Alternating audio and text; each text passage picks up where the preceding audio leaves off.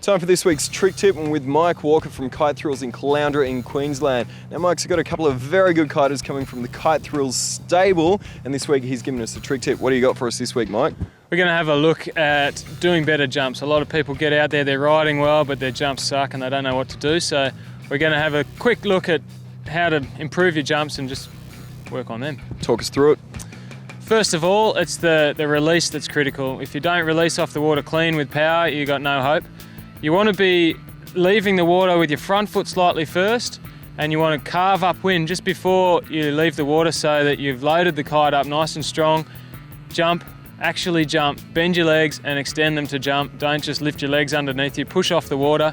And once you're in the air, it's a matter of spotting your landing and landing over your board. Make sure you're pointing downwind so that you're not landing on the rail and with the water hitting the side of the fins.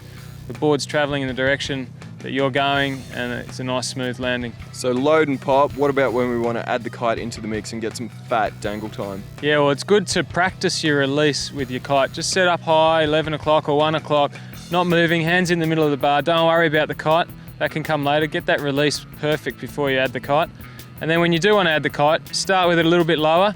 As you carve upwind, you're sending the kite. As you're releasing, you're pulling in on the bar.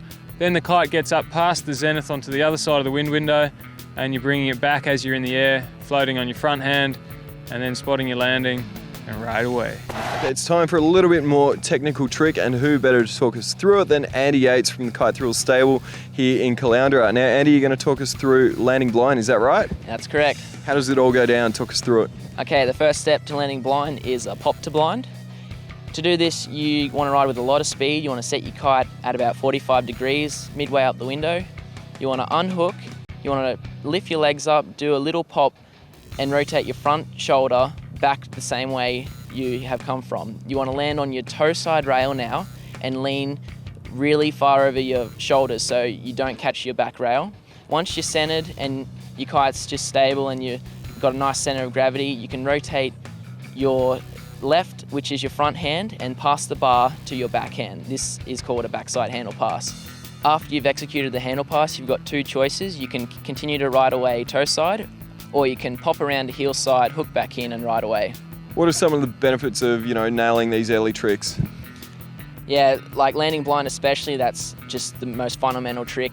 If you want to start handle passing, it evolves from blind to so many things. You can do a back to blind, a front to blind, and then after that you can start adding in aerial handle passes like a blind judge, which is a regular blind with an aerial handle pass, back to blind, and that evolves into a KGB, a front to blind, and that evolves into a front mob, and that evolves into many other tricks. So landing blind is really important if you want to start pushing your riding and learning these tricks.